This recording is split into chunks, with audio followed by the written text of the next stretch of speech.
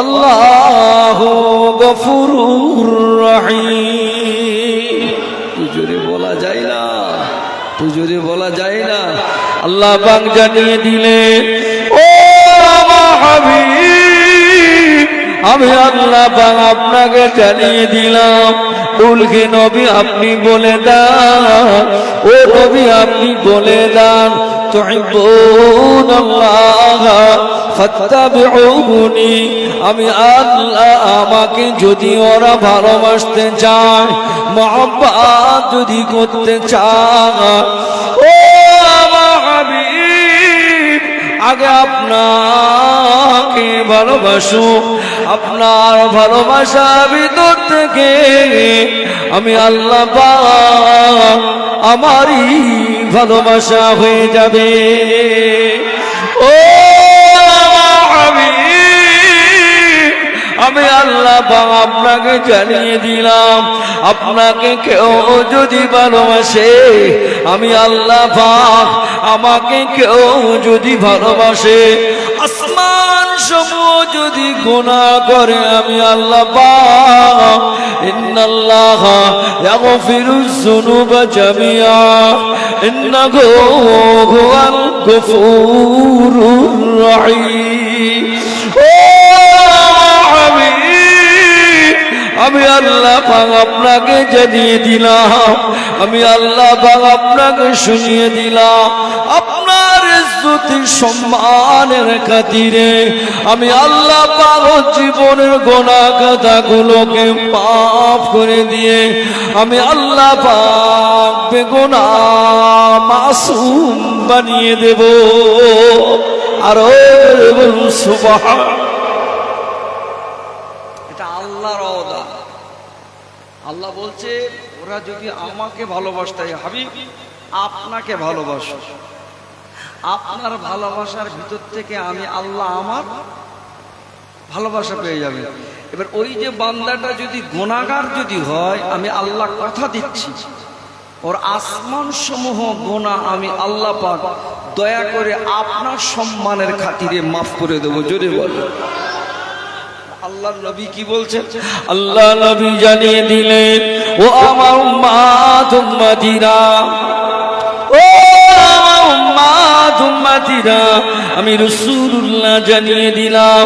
আল্লাহ নবী মদিনাবাসীকে লক্ষ্য করে বলতে লাগলেন, ও আমার উম্মাত উম্মতিরা, তোমরা যদি আমাকে মহব্বত যদি করো, আমার ফাতেমাকে ভালোবাসো, আমার ইমাম হাসান হুসাইনকে ভালোবাসো, কেননা আমার আল্লাহ পাক আমার ফাতেমাকে तमाम नारी दिकेर जन्नतेर सरदारी बनाले।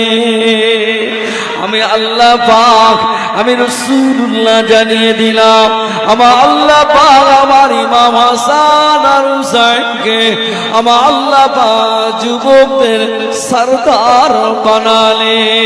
তোমরা যদি আমার হাসানকে যদি মহব্বত যদি করো, আমার হুসাইনকে যদি মহব্বত যদি করে নাও, আমি আল্লাহ পাক দয়া করে আমার ওই উম্মতিকে সঙ্গে করে সাথে করে নিয়ে আমার আল্লাহ পাকে 8টি বেহেশতের দরওয়াজা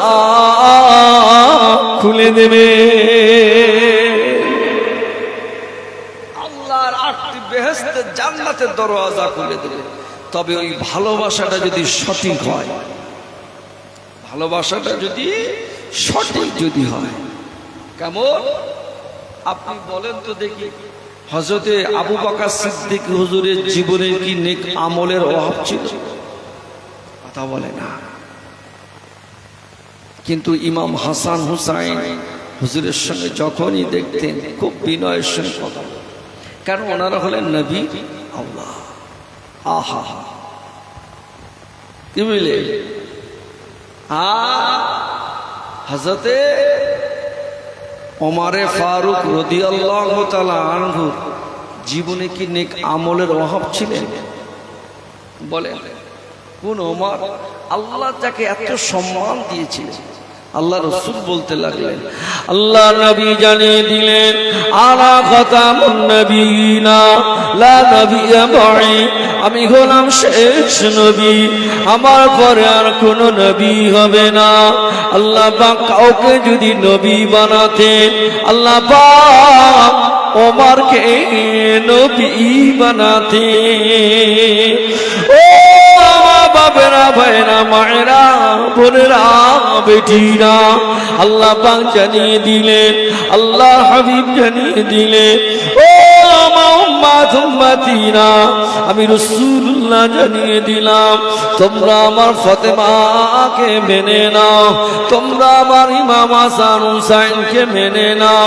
হযরত ওমর ফারুক রাদিয়াল্লাহু তাআলা আনহু যখন ইমাম হাসান হুসাইনের সঙ্গে যখন তিনি কথা বলতেন, মাথাটা নিচু করে কথা বলতেন, কেননা হযরত আবু বকর সিদ্দিক, হযরত আলী কাররামাল্লাহু ওয়াজহু, হযরত ওমর ফারুক রাদিয়াল্লাহু তাআলা আনহু সমস্ত সাহাবীরা দাঁড়িয়ে রইলেন।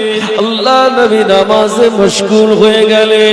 ইমাম হাসান হুসাইন হুজুর আমার দুই ভাই মিলে আল্লাহ নবীর মাথার উপরে উঠতে লাগলেন। আল্লাহ নবী সিজদা থেকে মাথা তুলতে পারে না। আল্লাহ পাকের অর্ডার হয়ে গেল, ও আমার ফেরেশতা জিবরাইল, চলে যাও, চলে যাও, চলে যাও, আমার হাবিবকে গিয়ে বলো, খবরদার জানো আমার ইমাম হাসান হুসাইনকে জানো পিঠ থেকে নামিয়ে না দিয়ে সিজদা যেন পড়ে থাকে। আমি আল্লাহ পাক আমার দেখতে বড্ড ভালো লাগে। ওই ইমাম হাসান হুসাইন রাদিয়াল্লাহু তাআলা আনহুমা হুজুর আবার দাঁড়িয়ে রইলেন, সাহাবায়ে কেরামেরা দাঁড়িয়ে রইলেন। আল্লাহ নবীকে বলতে লাগলেন, ও আমার নানা জান, আমি আপনাকে জানিয়ে দিলাম নানা জান, আপনি কি জানেন আল্লাহ পাক আপনার থেকে আমার আব্বা জানের ইজ্জতটা বেশি?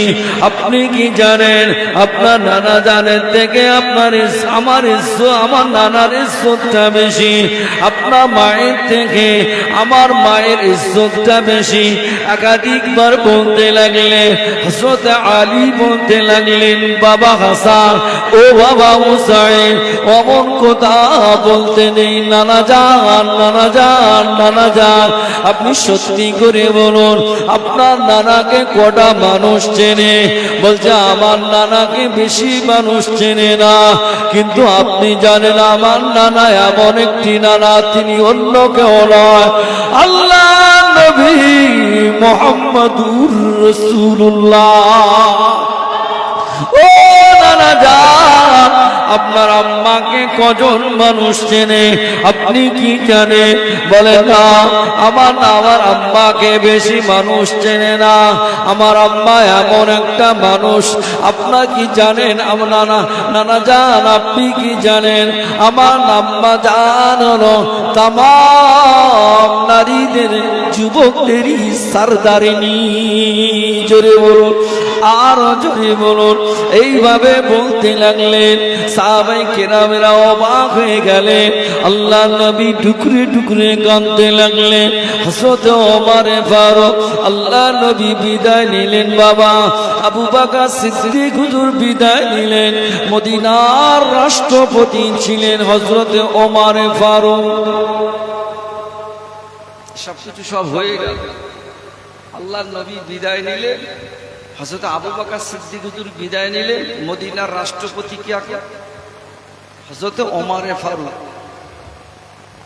হযরত ওমর ফারুকের একটি ছেলে ছিলেন, যার নাম হলো আব্দুল্লাহ।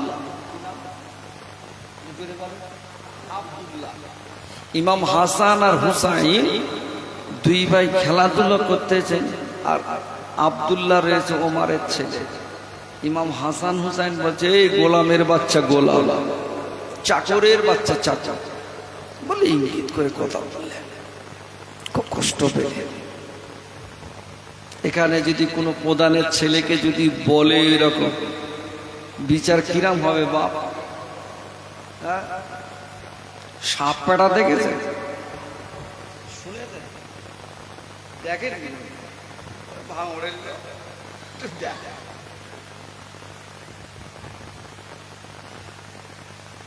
ও সাপ জীবনে এদিক এদিক ছাড়া হাঁটতে পারে না। তোরে বলতেছি তুই সদা হয়ে হাঁটতে পারিস না, তা বলতেছে না, তা বলতে যা ওদিক যা সদা করে দেবে। বলে যেই রাস্তায় উঠে যা ছেলেরা দেখতে পেয়েছে এমন মার মেরেছে মাল সদা হয়ে গেছে। তা বলতে সেই তো সদা হলি, তো একেবারে শেষ বয়সে গিয়ে সদা হলি, কথা বলতে পারে না। হযরত ওমর ফারুকের ছেলে আব্দুল্লাহ কাঁদতে কাঁদতে বাড়িতে চলে আসে। আব্বা কি হলো? দেখো না ইমাম হাসান আর হুসাইন ওরা আমাকে চাকরের বাচ্চা চাকর বলল, গোলামের বাচ্চা গোলাম বলল। বলে তাই না? বলছে হ্যাঁ। বলে কোনো কথা হবে না, বিচার চলবে, কঠিন বিচার হবে। আসরের নামাজ এসে গেল, সাহাবীদেরকে বলছেন হযরত ওমর ফারুক এই সব বসে যাও। কেন? বিচার আছে। কার নামে বিচার? এখন ফের আবার আসরের সময়। বলে ইমাম হাসান হুসাইন হুজুরের নামে। সাহাবীরা তো পাগল হয়ে যাচ্ছে, সর্বনাশ, কার নামে বিচার ফেলতেছে? এ তো জান্নাতের যুবকদের সরদার, আর তার নামে আবার কিসের বিচার? এই কথা বলছে না, বসু, বিচার হবে, খুব কড়া বিচার। ছেলেকে ডাকলেন, বাবা আব্দুল্লাহ এদিকে আয়, মিম্বারের এদিকে আয়। সামনে ডেকে নিল। হযরত ওমর ফারুক ইমাম হাসান আর হুসাইনকে ডাকলেন, ও বাবা হাসান, ও বাবা হুসাইন, এদিকে এসো, এদিকে এসো। বিনয়ের সঙ্গে ডাকলেন, আদবের সঙ্গে ডাকলেন। সকলে ডাকবার পরে তামাম মসজিদের নববী শরীফে তামাম সাহাবায়ে কেরামেরা সকলে মিলে দাঁড়িয়ে রইলে বিচারটা দেখবে কেমন বিচার করে, কিসের বিচার করে, কেমন বিচার দেখবে। ওমরের বিচার কি ভাই হালকা পাতলা বিচার? হ্যাঁ, বিচার খুব কড়া হবে বলে মনে হয় তো নাকি? কিরকম কড়া? ও বিচার করতে গিয়ে নিজের ছেলেরই মেরে দিয়েছে। বিচার করতে গিয়ে কথা বলে না। বিচার করতে গিয়ে নিজের ছেলেরে বসা করতেছে। ছেলে কোনো কারণবশত নেশাদ্রষ্টব্য জিনিস খেয়ে ফেলেছে। তা মদিনা সব গলিতে গলিতে খবর হচ্ছে, ওমর তো প্রত্যেকদিন লোকের বিচার করে বেড়ায়, আজকে তো নিজের ছেলে অপরাধ করেছে, বিচার। গ্রামে গঞ্জে সব জায়গায় একেবারে হই হুল্লো অবস্থা। বলে কোনো কথা হবে না, বিচার যায়। আমার ছেলে বলে লাগছে না, কেন বিচার হবে কেন? কোরআন মাফিক বিচার। কথা বলে বিচার হবে। সব জায়গায় সংবাদ হয়ে গেল, সকলে চলে আসলো। হযরত ওমর ফারুক বললেন, আগামীকাল সকালে 10টার সময় বিচার হবে, তোমরা সকলে চলে আসবে। জাল্লাদকে ডাকলেন, বাবা জাল্লাদ এদিকে আয়, বাবা জাল্লাদ এদিকে আয়। আমার ছেলেটাকে নিয়ে 80 ঘা বেত্রাঘাত মারতে শুরু করো। 80টা চালা।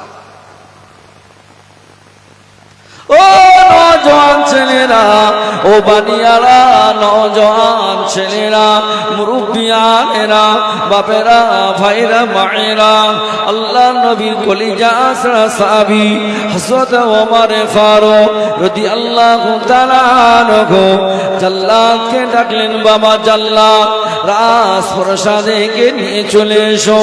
ছেলেটা হাতে তুলে দিলেন, জাল্লাদের হাতে তুলে দিলেন। হযরত ওমর ফারুক যে জায়গায় বসে থাকতেন। ওই জায়গা থেকে আসামি যখন মারধর হতো বাবা, ওখান থেকে মারির আওয়াজ নিজে কানে শুনতে পেতেন। এদিকে তামাম মদিনা শহরের নগরের লোকজনেরা সব বসে আছে, ওমরের বিচার দেখবে। জাল্লাদ মারতে লাগে, যেহেতু তার নেতার ছেলে বলে, লিডারের ছেলে বলে মারটা হচ্ছে একটু আস্তে আস্তে। নেতার ছেলে বলে মার হচ্ছে একটু আস্তে আস্তে। তো ওমর বলছে, এই জাল্লাদ এদিকে,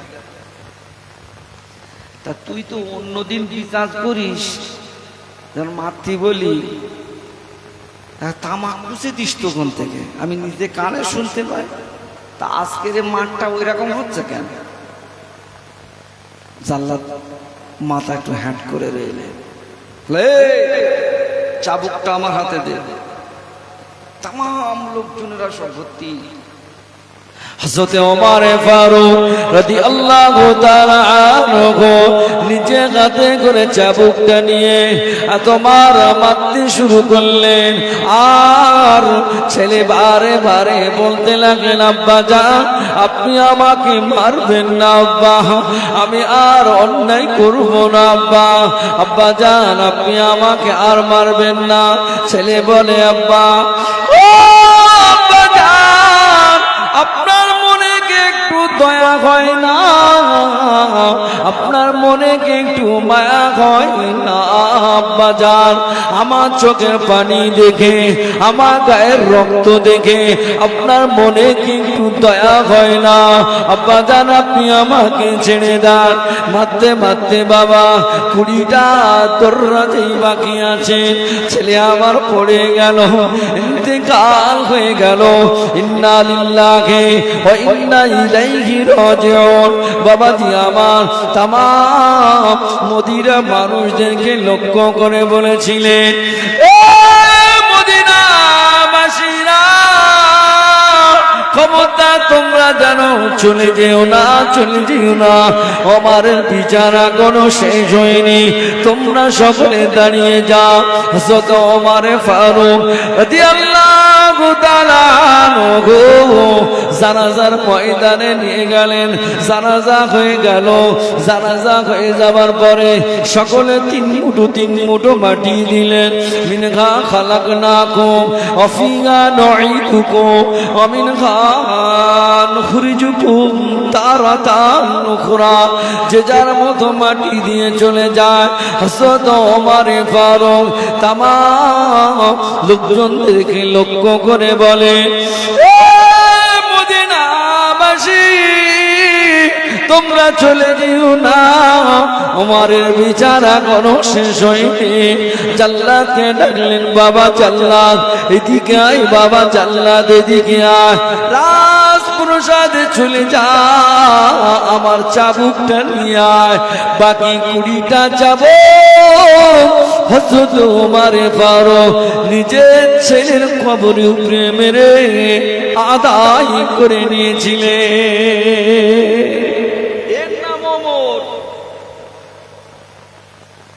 আর এখন বিচার করতে যাও,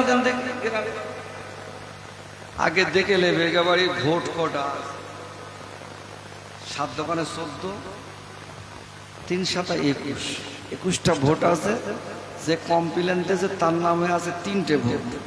বিচার কিরকম হয়?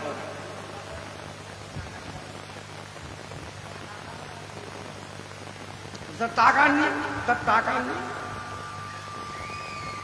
টাকা তো সব এক কাপে চায় সব উল্টে যায়।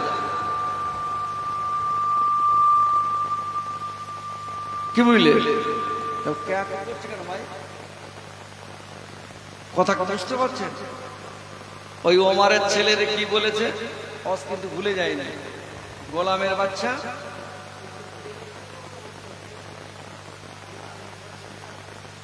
গোলামের বাচ্চা। হযরত ওমর ফারুক তামাম সাহাবীরা সব রয়েছেন। আসরের নামাজে সকলকে ডাকার পরে বলছে, বাবা আমি ইমাম হাসান হুসাইন এসছেন, আমি আপনাদের সকলের কাছে একটি কথা পেশ করি। আমার বাচ্চাটাকে গোলামের বাচ্চা গোলাম বলল, চাকর বলল। ইমাম হাসান হুসাইনকে জিজ্ঞাসা করছে, বাবা তুমি বলেছ? বলছে হ্যাঁ। তা বলছে এটা তুমি লিখে দিতে পারবে? মানে বিদ্যুৎ গতিতে লিখে দেবো, কোনো কথা হবে না। বলছে বাবা এটা লেখ। লেখা হয়ে গেল। বলে সত্যি করে বলেন দিন, আপনি কি আমার নানার গোলাম ছিলেন না? জোরে বলেন সুবহান। সে গোলামের বাচ্চা তো আপনার ছেলে। তা আমি তো এটাই তো বললাম। মাইকম্যান কোথায় গেলে? কি বুঝলেন? গোলামের বাচ্চা গোলাম বলেছে। হযরত ইমাম হাসান হুসাইন লিখে দিচ্ছে, হযরত ওমর ফারুক আমার নানা জানের বলো গোলাম ছিল। বিচার হয়ে গেল। হযরত ওমর ফারুক খুশিতে কাঁদতে লাগলেন। সাহাবায়ে কেরামদেরকে বলতে লাগলেন, ও নবী পাকের সাহাবীরা, ও নবী পাকের সাহাবারা, আপনারা সকলে বাড়িতে যান। আমি ওমর আপনাদের যাওয়ার আগে একটা ওসিয়াত করে বলে যায়, আমি ওমর ইন্তেকাল হয়ে যাব, মারা যাব, মরে যাব। কিয়ামতের মাঠে আল্লাহ পাক আমাকে তুলবে।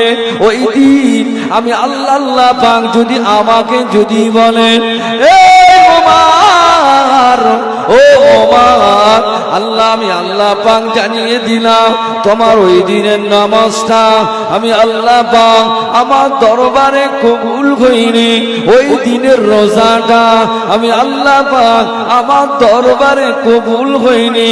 কি এমন ইবাদত তুমি করেছো? আমি ওমর ওই দিন কোথায় কিছু বলবো না। ইমাম হাসান আর হুসাইনের এই কাগজটা, চিঠিটা আমি আমার আল্লাহ পাকের সম্মুখে চুপটি বেড়ে দাঁড়িয়ে ধরে রাখবো। আল্লাহ পাক ওমর তো তেমন কিছু করতে পারিনি, আল্লাহ নামাজ রোজা ইবাদত তেমন কিছু করতে পারিনি। আমি আমার নবী পাকের গোলাম ছিলাম, চাকর ছিলাম। জান্নাতে যুবকদের সরদার লিখে দিয়েছে। আল্লাহ পাক বলে দেবে, রে আমার ওমর, আমি আল্লাহ পাক আমি আপনাকে জানিয়ে দিলাম ওমর, আমার নবী যে জান্নাতের ভিতরে, আমি আল্লাহ পাক আমার 8টি বেহেশতের দরওয়াজা খুলে দিলাম। যে জান্নাত তোমার পছন্দনীয়, ওই জান্নাতের ভিতরেই চলে যা। ও আল্লাহ পাকের বান্দা বান্দিরা, ওই ওমর ফারুক জীবনে কোনোদিন কষ্টই জীবনে হারাম খাননি। হযরত মা ফাতেমা বাড়িতে একদিন ওনার চুলোয় আগুন উঠেছে, 2 দিন উঠেনি, 3 দিন উঠেছে, 5 দিন উঠেনি। এতটা কষ্ট থাকাকালীন ইমাম হাসান হুসাইন বলছে, আম্মা জান কিছু খেতে দেন। মা ফাতেমা বলতে লাগলেন, বাবা হাসান, ও বাবা হুসাইন, তেমন কিছু বাড়িতে নাই।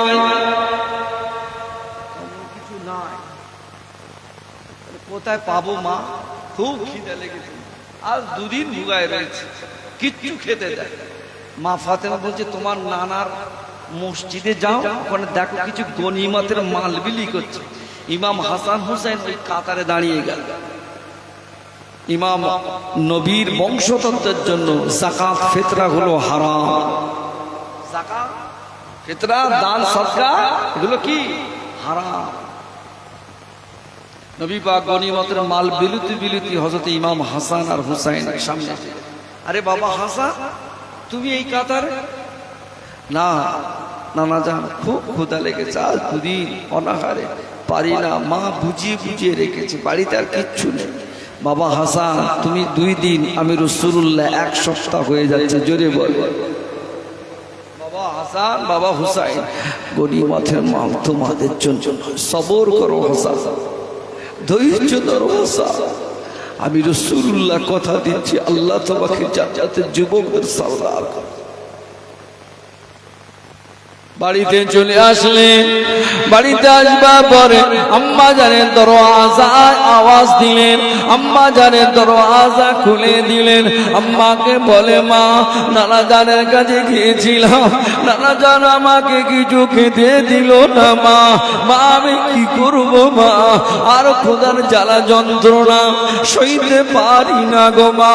আম্মা জান বলতে লাগলেন, বাবা বেটা ছেলে, তুই সন্তান হয়ে মায়ের আঁচলটা ধরে কাঁদিস, আমি তোর মা হয়ে বলছি বাবা, আমার ঘরে তেমন কিছু নাই। মা তম্বি করলেন, রাগ করলেন। ইমাম হাসান হুসাইন ঘরের দরওয়াজা খুলে চলতে লাগলেন। এদিকে আল্লাহ নবী আসলেন, মা ফাতেমার বাড়িতে সালাম দিলেন। সালাম দেওয়ার পরে ঘরের দরওয়াজা খুলে দিলেন, ঘরের ভিতরে প্রবেশ করলেন। আম্মা জান মা ফাতেমাকে ডাকতে লাগলেন, ও কন্যা বেটি ফাতেমা, আমার নানু ভাই কোথায়, আমার ইমাম হাসান কোথায়, আমার ইমাম হুসাইন কোথায়? আব্বা জান আপনার কাছে গিয়েছিল আব্বা, আপনি ওদেরকে কিছু খেতে দেননি আব্বা, ওরা নিরুপায় হইয়া বাড়িতে এসেছিল আব্বা, আমি মা হয়ে আমার কাছে চাইছিল, আমি মা হয়ে কিছুই দিতে পারলাম না, একটু বকাবকি করলাম, ওরা করে দরওয়াজা খুলে এই দিক দিয়ে চলে গেল। আল্লাহ নবী ফাতেমাকে বলতে লাগলেন, ও আমার বেটি ফাতেমা, খবরদার আমার ইমাম হাসান হুসাইনকে বকবে না, আমার ইমাম হাসান হুসাইনকে তম্বি করবে না। আল্লাহ নবী করে দরওয়াজা খুলে ছুটে ছুটে জঙ্গলের দিকে চলে গেল। জঙ্গলের দিকে খুঁজে খুঁজে পায় না, দেখতে পাওয়া গেল জঙ্গলে হিংস্র বাঘ ভাল্লুকেরা দাঁড়িয়ে রইল। আল্লাহ নবীকে সালাম দিলেন, আল্লাহ নবী সালামের জবাব দিলেন। আল্লাহ নবী বলতে লাগলেন, এ জঙ্গলে জঙ্গলি বাঘেরা, তোরা বললা রে আমার হাসান কোথায়, আমার হুসাইন কোথায়? তোরা কি আমার হাসানকে খেয়ে ফেললি, তোরা কি আমার হুসাইনকে খেয়ে ফেললি? বললা রে বল। ওই সময় বলতে লাগলেন, ইয়া রাসূলুল্লাহ, ইয়া হাবিবাল্লাহ, হুজুর আপনার হাসানকে আমরা খাইনি, হুজুর আপনার হুসাইনকে আমরা খাইনি। ওই জঙ্গলটা পেরিয়ে মরুভূমি পাহাড়ের ধারে আপনার হাসান গড়াগড়ি খায়, ক্ষুধার জ্বালা যন্ত্রণা আল্লাহ আল্লাহ আল্লাহ বলে ডাকে, ইয়া রাসূলুল্লাহ, ইয়া রাসূলুল্লাহ, ইয়া রাসূলুল্লাহ বলে না না না না বলে চিৎকার দেয়। আল্লাহ নবী দৌড়ে গেলেন। আল্লাহ নবী দৌড়ে যাওয়ার পরে হাসান ঘুমিয়ে পড়লেন, হুসাইন লুটি বাটি গিয়ে ঘুমিয়ে পড়লেন। আল্লাহ নবী বলতে লাগলেন, ও বাবা হাসান, ও বাবা হুসাইন, ওঠো বাবা, ওঠো বাবা, ওঠো, অমন করতে নেই বাবা, আমি তোমার নানা জান এসেছি বাবা, উঠে পড়ো, উঠে পড়ো বাবা। আল্লাহ পাক ফেরেশতা জিবরাইলকে বলতে লাগলেন, ও আমার ফেরেশতা জিবরাইল, চলে যা, চলে যা, আমার জান্নাতের ভিতরে চলে যা। ও আমার ফেরেশতা জিবরাইল, চলে যা, চলে যা, আমার জান্নাতের ভিতরে চলে যা। জান্নাতের ভিতর থেকে জান্নাতি খানা নিয়ে আমার ইমাম হাসান হুসাইনকে খাইয়ে এসো। আরো যদি বলুন সুবহান আল্লাহ পাকের বান্দা বান্দিরা, আমি আপনাদের একটা কথা বলি বাবা, ইমাম হাসান হুসাইন অত ক্ষুধার জ্বালা যন্ত্রণায় বাবা গনিমতের কাতারে দাঁড় করানোর পরেও ইমাম হাসান হুসাইন কোনদিন হারাম জিনিস ভক্ষণ করিনি। জোরে বলুন, আরো জোরে বলুন সুবহান। সেই নবীর উম্মত, সেই ইমাম হাসান হুসাইনের অনুসারী হয়ে আমাদের জীবনে হারাম জিনিস আছে না নাই?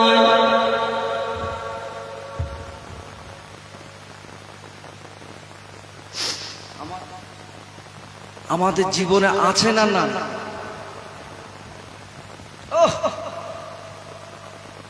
হারাম মানে কুচিয়ে দিচ্ছে, হারাম মানে কুচিয়ে দিচ্ছে। বউটা মহিলা সমিতি করে, মা গ্রুপগুলোনের সেক্রেটারি সমাজে আছে না নাই? এদিকে নেই না, বললে হবে। এইবার তো ওয়াজ হবে, ওয়াজ এইবারে হবে। আগে থাকতে বলে নিচ্ছি বাপ, যাদের তা উজু করার দরকার আর একবার নাই করে চলে এসে উঠে গেলি খুব সর্বনাশ হয়েছে। সমাজে চাচা আমার নামাজ চালাচ্ছে খুব জোর, তাহাজ্জুদ পর্যন্ত সর্বনাশ করে দিচ্ছে, কিন্তু প্রত্যেক বছরে বছরে জমি যত গিয়ে মাপতেছি দুই দিকে এক বেগদা করে শুধু কমিয়ে আসতেছে। সমাজে আছে। আচ্ছা, ও কি ফেরেশতারা ঘুমোচ্ছে নাকি? প্রত্যেক বছরে গিয়ে মেপতিস বাবা, তারপরেও এদিক থেকে হাত ওদিক থেকে হাত ঢুকতেছে। অথচ হলো শুক্রবার আসলি 11টার সময় তসবিলে আগে বসে থাকবে। সমাজে আছে বাবা।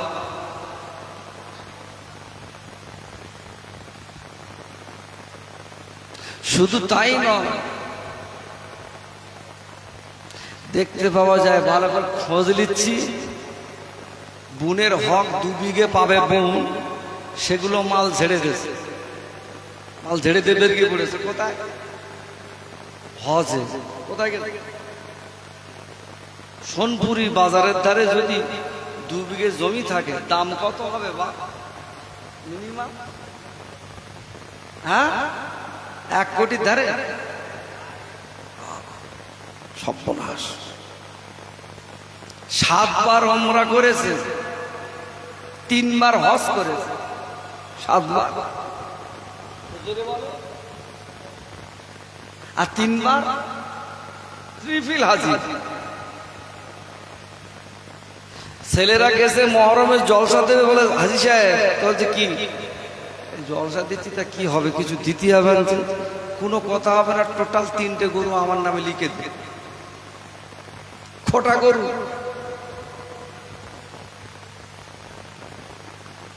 খবর নিচ্ছি, বুনি 2 বিঘে মাল ঝেড়ে দেবে কি পড়ে হজ।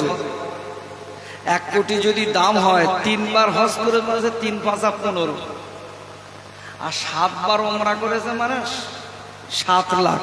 তাহলে 15 আর 7, 1 কোটির থেকে 22 লাখ বাদ দিলি কত? 78। হ্যাঁ, ব্যবসাটা কি বড্ড খারাপ বলে মনে হয়? হজের হজ হলো, ওমরার ওমরা হলো, লোক আবার হাজিও বললো, এখনো 80 লাখ অ্যাকাউন্টে। কথা বলে না?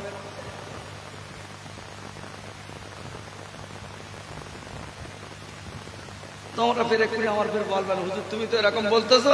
প্রত্যেক সপ্তাহ ইমাম সাহেবের দাওয়াত করে কষি মুরগির ঝোল খাওয়ায়, মাসে 1 বার করে 3টি করে ফুরু ফুরাতে হুজুর লেসে। এই কথা বলে 3 ইঞ্চি চালের বিরিয়ানি হয়, আমরা তারে ধরে বেঁধে আবার মসজিদের সেক্রেটারি বানিয়েছি। এরকম হারামখোর যদি থাকে সমাজে, এরকম ধরনের মাল, কোনো কাজ হবে বলে মনে হয়?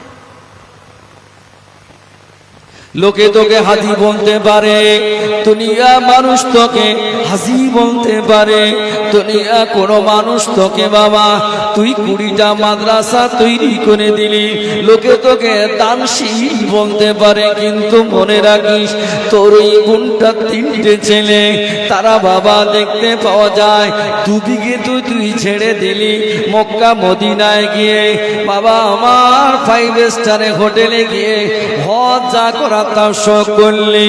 ও যদি মারা যায়, ওর কবরে কি আযাব হবে কি বলে মনে হয়? হবে? আপনাদের কি মনে হয় কি হবে? আপনারা বলেছেন হবে, আযাব হবে। নবীর একটা হাদিস বলছি, আল্লাহ নবী জানিয়ে দিলেন, মান জাআল কবরি ওয়াজাবাত লাহু শাফাতি।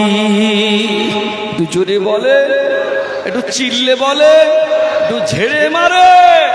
আল্লাহ নবী জানিয়ে দিলেন মান জাআল কবরি ওয়াজাবাত লাহু শাফাআতি। ও বানিয়ারা, নওজোয়ান ছেলেরা, ও মুরব্বিয়ানেরা, বাপেরা, ভাইরা, মায়েরা, বোনেরা, আল্লাহ নবী বলে দিলেন কেউ যদি আমার রওজা শরীফ জিয়ারত যদি করলো ওয়াজাবাত লাহু শাফাআতি, তার জন্য সুপারিশ করাটা ওয়াজিব হয়ে যায়। আরো জোরে বলো, এই যে মাল 2 বিঘে ছেড়ে বেরিয়ে পড়েছে, এ মাল তো নবীর রওজা দেখেছে, তাহলে এর নামে কি মনে হয় সুপারিশ করাটা ওয়াজিব হবে? কথা বলে না?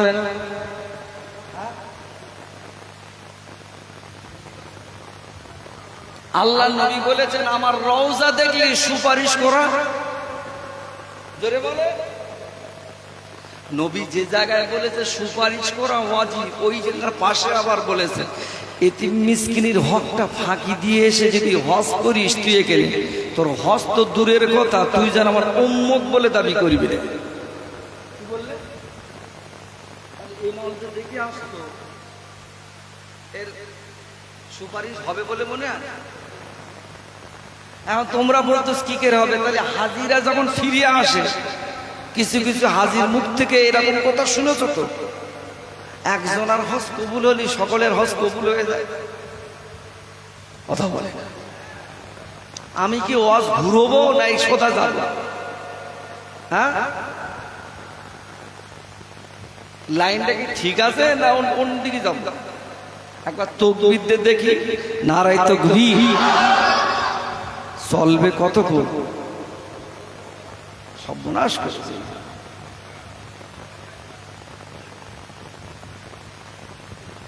আমার বাপেরা, ভাইরা, যতক্ষণ চালাতে তো মরে যাব। তাহলে এই যে 2 বিঘে ঝেড়ে দেওয়া পার্টি,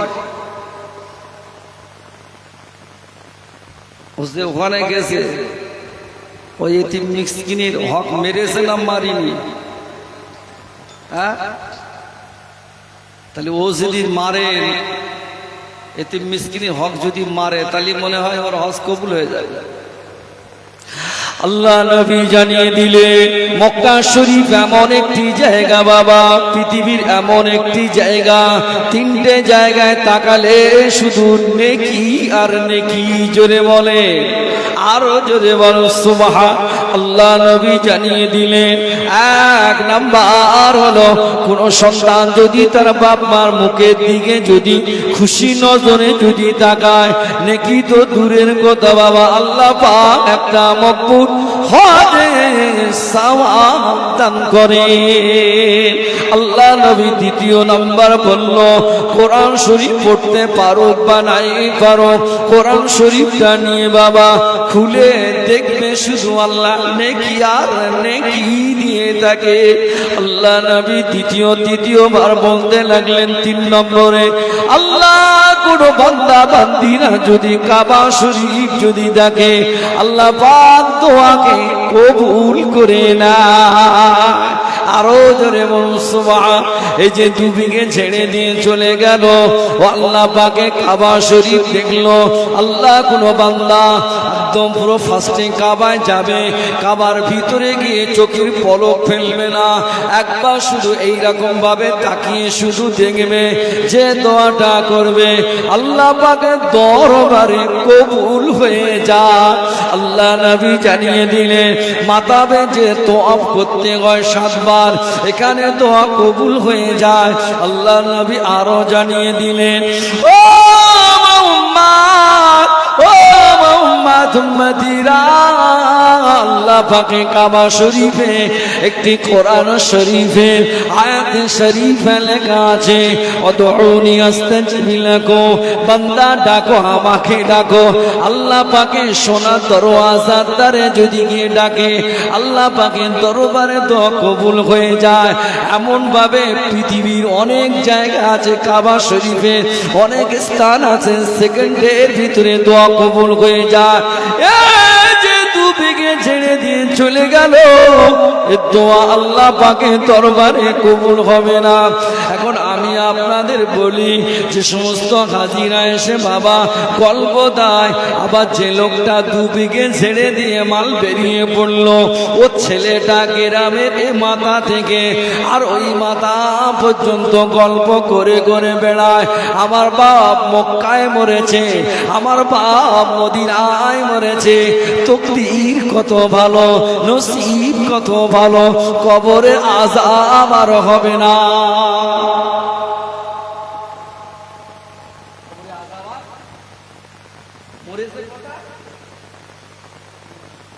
ছেলে মাথায় টুপিতে আসরের নামাজের পরে হাজি সাহেব যারা আছেন, মুরব্বী যারা আছেন, আমার নসিব বিশাল নসিব, ওখানে আর কোনো ব্যাপার নেই। আচ্ছা, আমি আপনাদের জিজ্ঞেস করছি, মক্কা মদিনায় মরলে কি কবরে আযাব মাফ হবে? হ্যাঁ, আবার জোরে বল। কেন আমি ওইসব, আমি তো মুফতি না, আমি ফতোয়া দেইনি, ও আপনারা দেন, মাফ হবে? আবু জেহেলের বাড়ি কোথায়?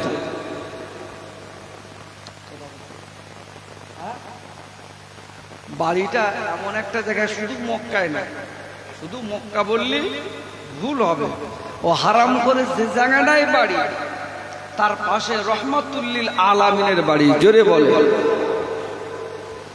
আমার মনে হয় তাহলে আবু জেহেলের কবরে আযাব মনে হয় সম্ভব, যদি ওখানে যদি মরে নাকি। তামাক কষা দেখে, তামাক কষা কি খায় আমি বলতেছি, মাল ওর ভিতরে দিয়ে এমন ডোলা ডলবে বা সীমানা খুঁজে পাবো।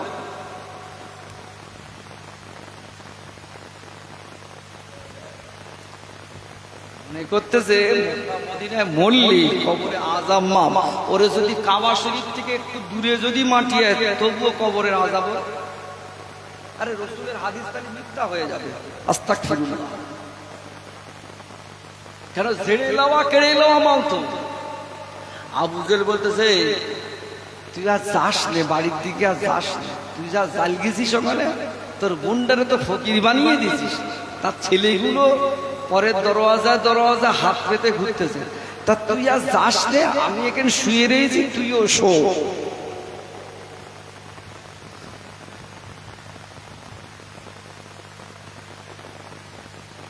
ওই সমস্ত মুসলমানরা কবরে যদি আযাব, কবরে যদি শুয়ে পড়ে, ওর কবরে আযাব মাফ হবে না।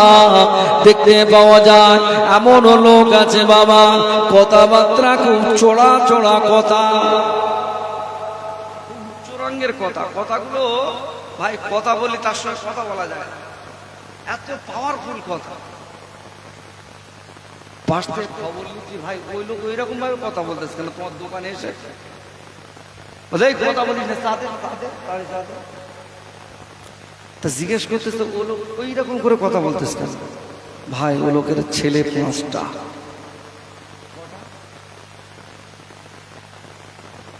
ও লোকের ছেলে 5টা কি? ওকে বলতেছে এই কথা কম বল, 2 লাখ করে 10, মানে টার্গেট দেখেছে 2 লাখ করে 5টা ছেলে। ওই লোকটি আবার দেখতে পাওয়া যায়, ওই লোকটি আবার দেখতে পাওয়া যায় 2 লাখ করে সকলে যখন 10 করে নিল, বাড়িতে এসে বৌমা তো নতুন এসছে, বৌমাকে বলে, বৌমা কলের ধারে লাইটটা যেন নিভাবে না। কেন গো আব্বু, কেন গো আব্বা যান নিভাবো না? বলে বাবা মা আমি তাসত আদায় করি।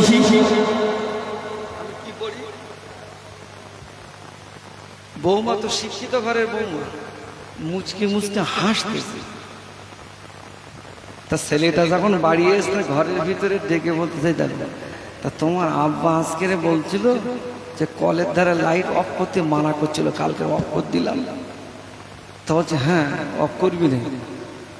তা বলছে তোমার আব্বা নাকি তাহাজ্জুদ করে, তো যা বিশাল ইবাদত করে, দেখতে পাইনি পরের বাড়ি খায় না, কিরাম তাকওয়াপন্থী দেখতে পাইস না, তো বলছে তাই? তো বলছে হ্যাঁ। তো বলছে আমার বাপের গলায় যে পা তুলে যে 2 লাখ নিল,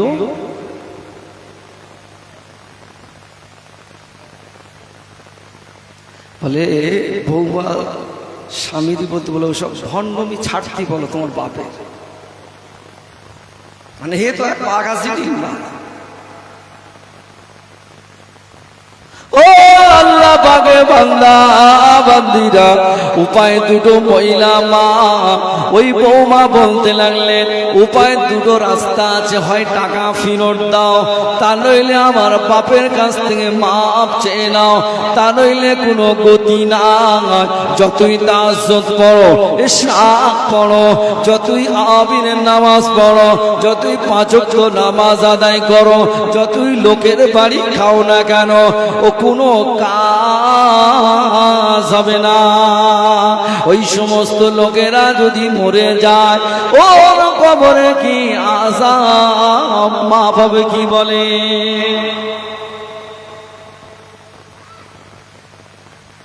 এই সমস্ত লোকেদের জন্য আজকে আমি আপনাদের কাছে ফতোয়া দিয়ে যাই বাবা। তবে আজকে মনে রেখে যান, এই যে 2 লাখ 2 বিঘে যে ঝেড়ে মাল বেরিয়ে পড়লো, এই যে 5 লাখ করে 10 লাখ নিয়ে নিল, 2 লাখ করে 5টা ছেলের মা মেয়ের বিয়েতে পণ নিয়ে নিল। এই সমস্ত লোকেরা যদি এরকম বানিয়ারা যদি 20টা যদি মাদ্রাসা করে, সারা বিশ্বে যদি 25টা মসজিদ যদি তৈরি করে, 2000 এতিমগুলোকে যদি খেতে দেয়, 3000 প্রত্যেক দিন বিধবাকে যদি বিয়ে দেয়, 3000 মানুষদেরকে যদি খেতে দেয়, আর শুধু তাই নয়, ফুরফুরা শরীফ থেকে যদি টোটাল হুজুরগুলো নিয়ে যদি ওর কবরের পাশে যদি এসে দোয়া চায়, তথাপি ওর কবরে আযাব মাফ হবে না।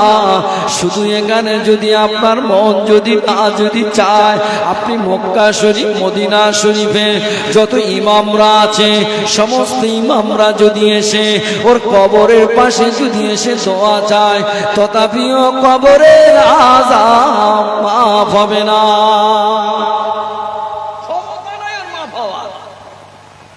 কেন নবী বলেছে আগে হক ফিরত দে। কে বলেছে তোকে মসজিদ বানাতে? কে বলেছে তোকে এতিমকে খেতে দিতে? তুই আগে যেটা করে রেখে দিস ওইটা আগে ফিরত দে। এক কথা ঠিক বলছি না ভুল বলছি? চাচা আমার তসবি টেনতে খুব জোর, তসবি টানা ভালো, কিন্তু ক্লিন হয়ে পরিষ্কার হয়ে তবে টানা। আমার ঘরে মুসলমান দিগকে দেখতে পাওয়া যায়, এই সমস্ত মুসলমানরা যদি সমাজে যদি নেতৃত্ব দেয় বাবাজি আমার, আবার ওই সমস্ত মানুষগুলোকে যদি মসজিদের সেক্রেটারি বানায়, ওই সমস্ত মানুষগুলোকে যদি মসজিদের সদস্য যদি বানায়, কবরে আযাব আরো কি কম হবে বলে মনে হয়? কেননা মসজিদ কার ঘর? জোরে বলে, মসজিদ কার ঘর? পৃথিবীর শ্রেষ্ঠতম ঘরের নাম কি? আল্লাহর ঘর।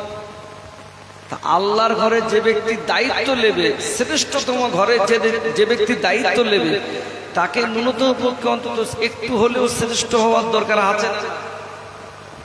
মাতাল, বিড়িখোর, তাড়িখোর, জুয়াখোর, 10 টাকায় 36 লাখ, ছেলের বিয়েতে পড়লেছে, ওর বৌমা গ্রুপ লোনের সভাপতি, সেই সমস্ত পেশেন্টরা যদি মাদ্রাসার সভাপতি হয়, মসজিদের সেক্রেটারি যদি হয়, কাজ হবে?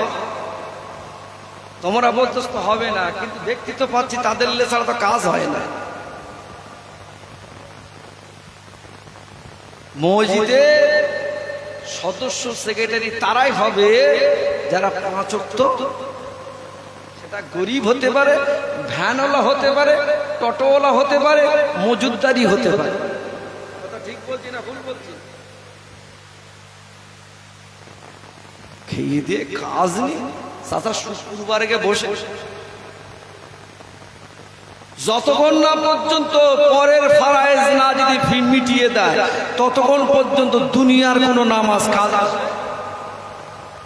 সেজন্য আমি প্রায় জায়গা গিয়ে বলি, বাপ একটাই কথা, অন্য কিছু নয়, সেটা হলো এই ইবাদত অল্প হোক খাঁটি হোক। ইবাদত কি হোক? অল্প হোক খাঁটি হোক। ইবাদত যদি অল্প হয়, যদি খাঁটি হয়, আল্লাহর দরবারে ছাড় পাওয়া যাবে।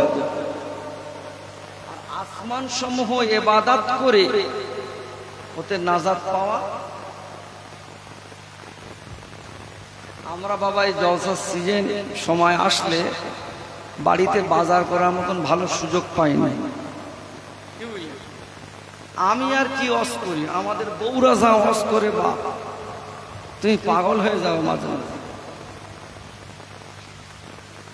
সব যে ফেরেশতা তা নয়। বাড়িতে যখন রান্না করতে করতে গ্যাস ফুরিয়ে যাবে, তখন একটু বউগা ওয়াজটা শুনবে, তখন ওয়াজ কত রকমের আছে, তখন পাওয়া যাবে। তা আমি বউটারে বলতে চাই, দেখ কাজ কর। আমি তো সবসময় সময় পাইনি, যাই 2টো 2:30টা 3টে সকাল হয় বাড়ি আসে। তা তুই একটা কাজ কর, একটা জনমের মতো লিস্টি বানা, জনমের মতন একটা লিস্ট বানা, তোর কি কি লাগবে বল। বউ চিন্তা করতে যাক, অনেক দিনকার পরে একটু সুযোগ পেয়েছি। একেবারে কানের মাগড়ি থেকে শুরু করে বাপ যেখানে যাচ্ছে মিনিমাম 30,000 টাকা বিল করে। অসুবিধে নেই, 4-5টা প্যাকেট দিয়েছে, আমি যাচ্ছি বাজার করে নিয়ে আসলাম। আবার ওতে লিখেছে কেরাসিনও লিখেছে। তা আমি সমস্ত বাজারঘাট করে নিয়ে দোকানদার, মুদিখানার দোকানদার আমার বলছে, বলে হুজুর কেরাসিন দেবো কোথায়? আমাদের কথা কম বল, অত বলতে পারবো না, ঘুম এখন পুরো টর হয়ে রয়েছে। ওই প্যাকেটের মধ্যে চালা কেরাসিন, ওই উঠি চালা 3 লিটার কেরাসিন প্যাকেটের মধ্যে দিয়েছে। আচ্ছা, ও মাল বাড়ি এনে ওয়াজ আগে যেরকম হচ্ছিল, এখন কি ওয়াজ কমবে বলে মেনে না গতি বাড়বে? গতি বাড়বে না। আচ্ছা, ও যদি মানুষ তো খাওয়া তো দূরের কথা, ও যদি গরু দেই, বিস্কুটের প্যাকেট, ও মুখ প্যাকেট, তো মুখ প্যাকেট, যদি গরু দেই খাবে? হ্যাঁ, তাহলে এটা ভালো বুঝলেন আপনারা। আল্লাহ পাকে বান্দা বান্দিরা নামাজ আদায় করলো, তাসবিহ তাহলিল আদায় করলো, কোরআন শরীফ তেলাওয়াত করলো, দান সাদকা করলো, বাবা সালাতুত তাসবিহ নামাজ পড়লো, আমিনের নামাজ পড়লো, ইশরাকের নামাজ আদায় করলো, মানুষের সঙ্গে ভালো ব্যবহার করলো, সব কিছু করলো। সমস্ত নেকিগুলো এক প্যাকেটের ভিতরে এক দাড়ি পাল্লায় দেওয়া হলো। সুদ নামীয় কেরাসিন, পণ নামীয় কেরাসিন, এমন করে গ্রুপ লোন নামীয় কেরাসিন, ওই নেকিতে যদি দেওয়া যায়, ওই নেকিটা কি আল্লাহ পাকের দরবারে কবুল হবে কি বলেন? ও আল্লাহ পাকে বান্দা বান্দিরা, সেজন্য আমি প্রত্যেক জায়গায় গিয়ে বলি একটা কথা, অন্য কিছু না, ইবাদত অল্প হোক খাঁটি হোক বাবা। ইবাদত যতটুকু করবে খাঁটি ভাবে করো, আল্লাহর নাজাত পেয়ে যাবে বাবা। তুমি ইবাদত 12টা পর্যন্ত করলে দেখতে পাওয়া যায় তাহাজ্জুদের নামাজও প্রত্যেক দিন পড়ো গো বাবা, কিন্তু গোপনে গোপনে 10 টাকায় 36 লাখ পেশেন্ট যদি থাকে, ওই ইবাদত কাজ হবে কি বলে? সেজন্য আগে আপনাদেরকে বলতে লাগি, বোনের ফারাজ মারা যাবে না, বোনের হক মারা যাবে না, ছেলের বিয়েতে ফোন নেওয়া যাবে না। ফোনের টাকা দিয়ে বাবা যদি সাল জ্বালাই করে, ওর ভিতরে যদি নামাজ আদায় করে, ওই ঘরে কি নামাজ হবে? বলে মনে হয় কালকের এই ফতোয়াটা লিখে কাঁঠালবেড়িয়া মাদ্রাসা আজমকে একটু জমা দিয়ে আসা, যে হুজুর আমি কোনের টাকা নিয়ে ঘরে ছাদ দিছি,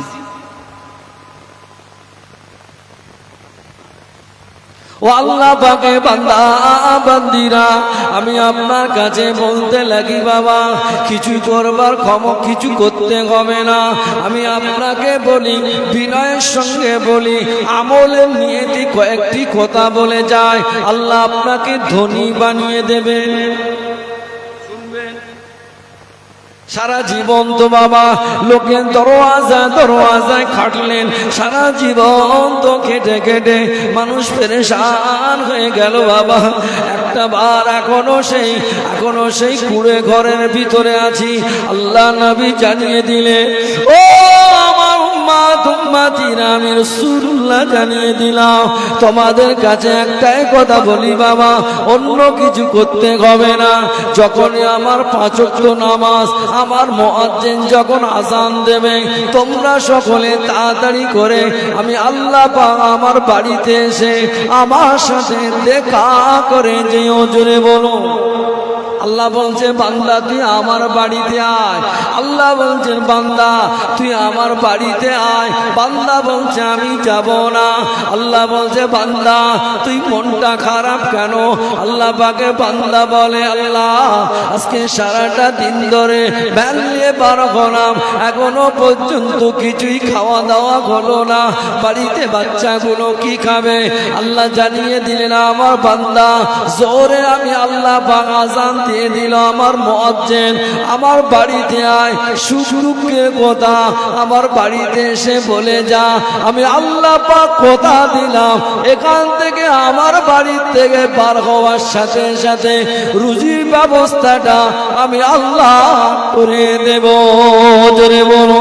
কারণ আমি আপনাদেরকে বলি বাবা, একজন অপরকে মেরেছে, একজন আব্দুর রহমান আব্দুল সাত্তারকে মেরেছে। আব্দুর রহমান সাত্তারকে প্রত্যেকটা দিন খোঁজে, বলে ও দেখা হলে মারবো।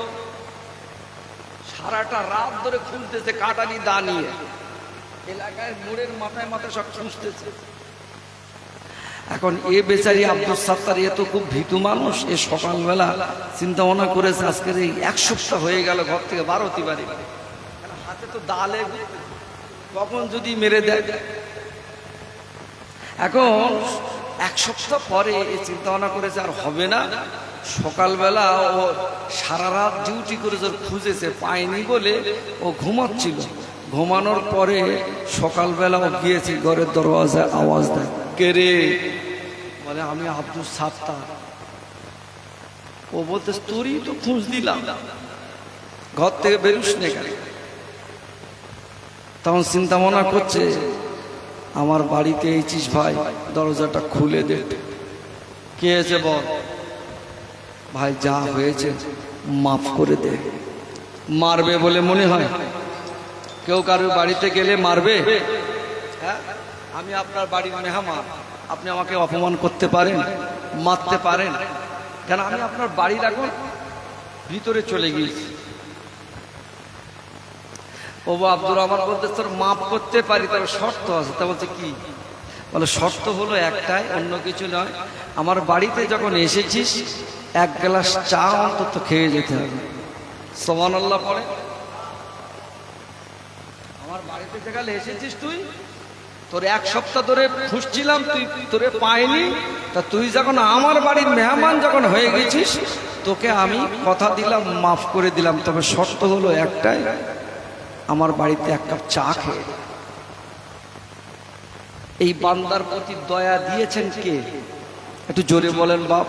বান্দা হয়ে এক বান্দা যদি অপর বান্দার প্রতি যদি দয়া দেখায়, মাফি চায়, দয়া দেখায়, যদি আল্লাহ পাক যদি মাফ করে দেন, আল্লাহ পাকের বান্দাকে উদ্দেশ্য করে বলেন, আমার বান্দা, আমি আল্লাহ পাক আমার কোনো বান্দা গুনাহগার বান্দা যদি আমি আল্লাহ আমার বাড়িতে যদি আসে, আমার কাছে সুখ দুঃখের কথা যদি বলে, আমি আল্লাহ পাক দয়া করে তার জীবনের গোনাগুলোকে আমি আল্লাহ পাক মাফ করে শুধু দেই নাই, আমি আল্লাহ পাক তার রুজি রোজগারের বরকতটা আমি আল্লাহ দিতে লাগি।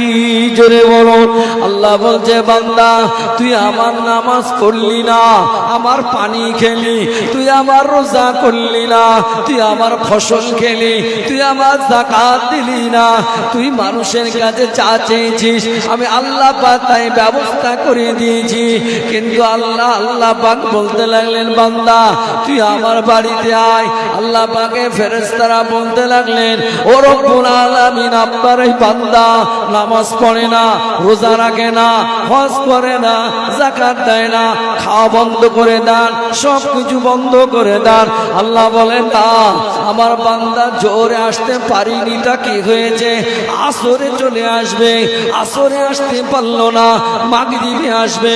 এইভাবে আল্লাহ পাকের দরবারে ফেরেশতারা বারে বারে বলে আল্লাহ পাকের বান্দা বান্দীদেরকে আমি জিজ্ঞাসা করি আপনি বলুন আপনার একটা ছেলে 30 বছর বিয়ে হয়ে গিয়েছে, আপনার ছেলে পিলে হয় না, যদিও আল্লাহ একটা ছেলে দিলেন 7 বছর বয়স, ছেলেটাকে নিয়ে বাবা কলকাতা শিয়ালদা স্টেশনে অথবা হাওড়া স্টেশনে গেলেন, হাতটা ধরে বেড়াতে গিয়ে বাচ্চাটা হারিয়ে গিয়েছে।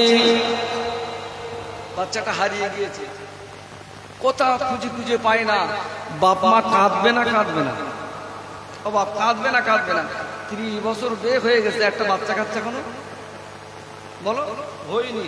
যদিও আল্লাহ একটা দিয়েছেন, হাওড়ায় স্টেশনে কোনো কারণবশত গিয়েছি, হাত ছেড়ে সে চলে গিয়েছে।